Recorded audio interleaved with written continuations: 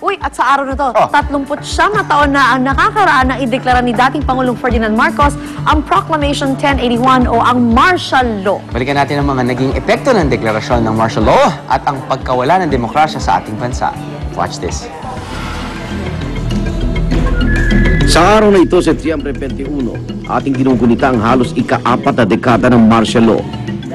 Eksaktong alas 12 ng gabi, sinaimpapawid sa telebisyon at radyo ni dating Pangulong Ferdinand Marcos ang proklamasyong nagsasailalim sa buong bansa sa batas militar. Maraming nabigla at natakot sa pahayag ni dating Pangulong Marcos. Suspendido kasi ang writ of habeas corpus kung kaya't sino man ay pwedeng damputin at ikulong ng walang warrant of arrest. Ginit kasi noon ni Pangulong Marcos na nasa bingit daw ng revolusyon ang bansa. Ba't hindi umano ang banta ng communist takeover kung kaya't ang Proclamation 1081 ang siyang sasagip sa bansa. Karamihan sa mga pinaghuli noon at ikinulong ay mga kilalang kritiko ng gobyerno tulad din ng Jovito Salonga, Jose Diokno at Benigno Aquino. Nagkaroon din noon ng curfew sa lahat ng sulok ng Pilipinas. Ang mga radyo at telebisyon ay pinasara at kinontrol ng pamahalaan. Gayun din ang mga dyaryo, di basta makakapag-imprenta, sinailalim din ito sa pangasiwa ng gobyerno. Maging ang ilang kumpanya, gobyerno rin ang nagpatakbo sa pagkakadeklara ng martial law na wala ang demokrasya sa Pilipinas. Enero 17, taong 1981, inalis ni dating Pangulong Marcos ang martial law.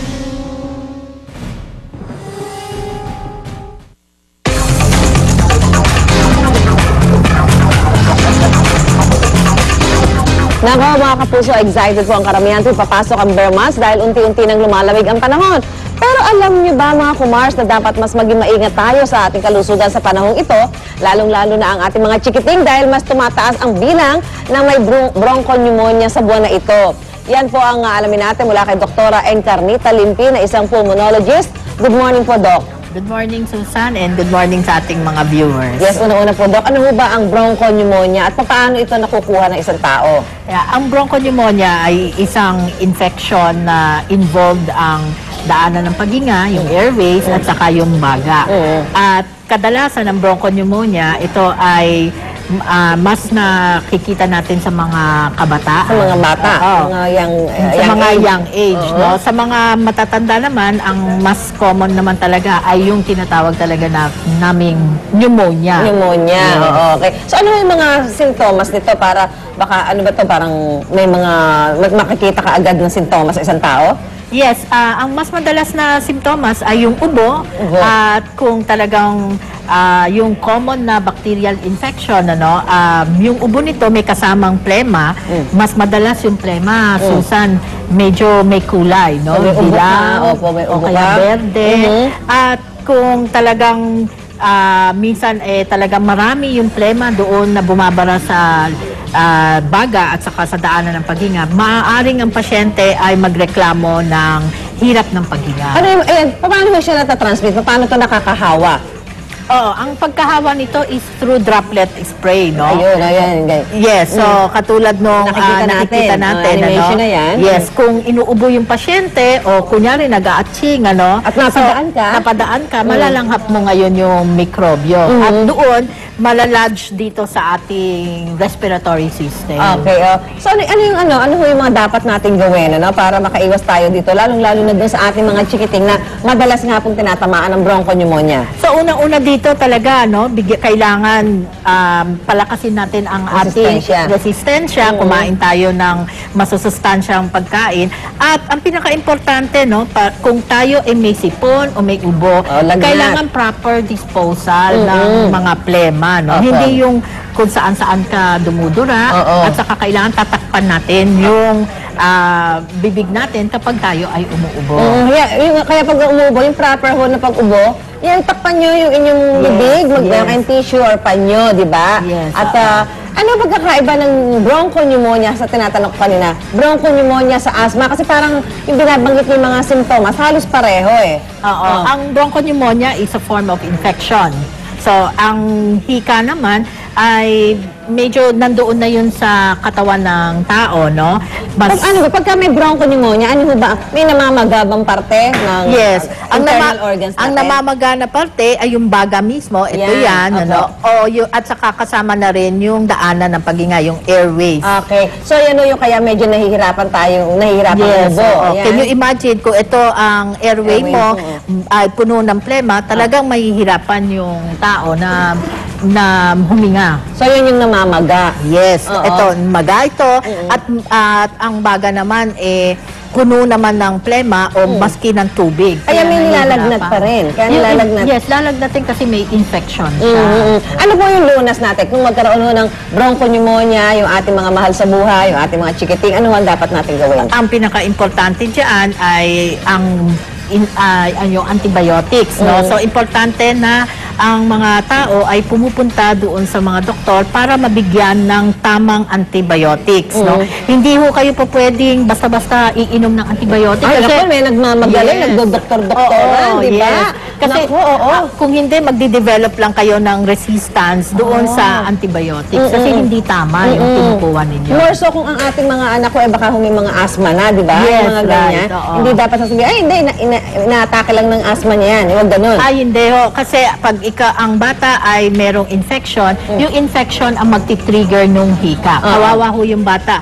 Kaya mas madalas kapag pinagpapaliban ng pagpapatingin sa doktor, by the time na dalhin sa doktor, medyo malala na. Mas malala na. So, Yes. dapat uminom ho ng maraming tubig. Mas maraming tubig. Kailangan maraming tubig kasi para mas madali para ilabas ang plema at yung antibiotic. Kasi Antibiotic. pinaka-importante yun. At magpatingin kayo sa doktor. Huwag Yes. mag-doktor-doktora. Yes, Ayan, right. Punta kayo kay Doktora Encarnita Limpin. Dok, maraming salamat po. Thank you, Susan. Ayan, ngayon lumalamig na ho ang panahon. Bukod pa sa pagsasaya dahil sa Kapaskuhan, lagi po natin isaalang-alang ang ating kalusugan. Ayan. Alamin nun natin ngayon kung ano ang ibibigay sa ating pagkain ni Lilim. Thank you, Doc. Pagdating sa pagkain talaga. Me, I'm the master, man. You're the master. I am. I'm the queen of food. Alright, tayo mga Pinoy kasi mahilig sa kakanin, di ba? Thank you, Sue. Bukod sa native sa ating bansa ang ingredients ito, mababahagi din ito ng ating kultura. Correct. Sarap yan, ha? Ako, syempre, bukod sa masarap at mura, Lynn, nakatsak na nakakabusog pa ang mga kakanin. Kaya ito, tikman natin ang mga perfect partner ng dinuguan. Ang puto. Sarap Watch yan, this. mainit. Woo! Puto. Puto. Dito sa lungsod ng Marikina, ang puto ni Aling Remy ay tunay na kinikilala. Kasi yung mother pa ni Aling Remy sa Bulacan, doon nagsimula yung puto. Kaya nung nauli si Aling Remy dito, siya nagpatuloy. Masarap at espesyal kasi ang mga puto rito. Kaya naman binabalik-balikan na tinadayo. Tungkulo. Wala raw sikreto sa masarap nilang puto kundi ang pagkakaroon ng kumpletong sangkap at timplang walang katulad.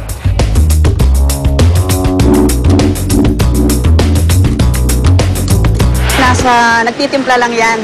Kailangan magaling ka magtimpla. Dalawang klase ng puto ni Aling Remy, ang putong puti at putong brown. Ang putong puti ay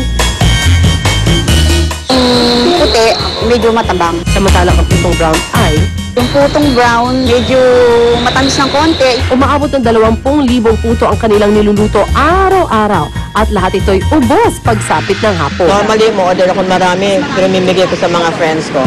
Tapos tuwan-tuwa sila dahil masarap eh. From Antipolo pa ako eh. Tapos madayo pa kami to Marikina para lang bumili palagi dito kasi sobrang sarap niya.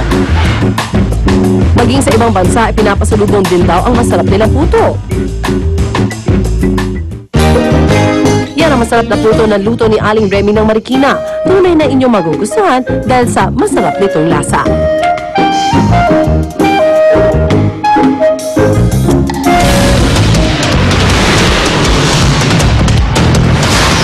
Ang mga unang balita sa umagang ito. Ang gulong love triangle, sinisilip ng mga pulis kaugnay ng nangyaring pamamaril sa isang mall sa Pampanga. Mga militanteng estudyante, umalma sa isinusulong na panukalang nagbabawal sa flanking o pagdapa sa kalye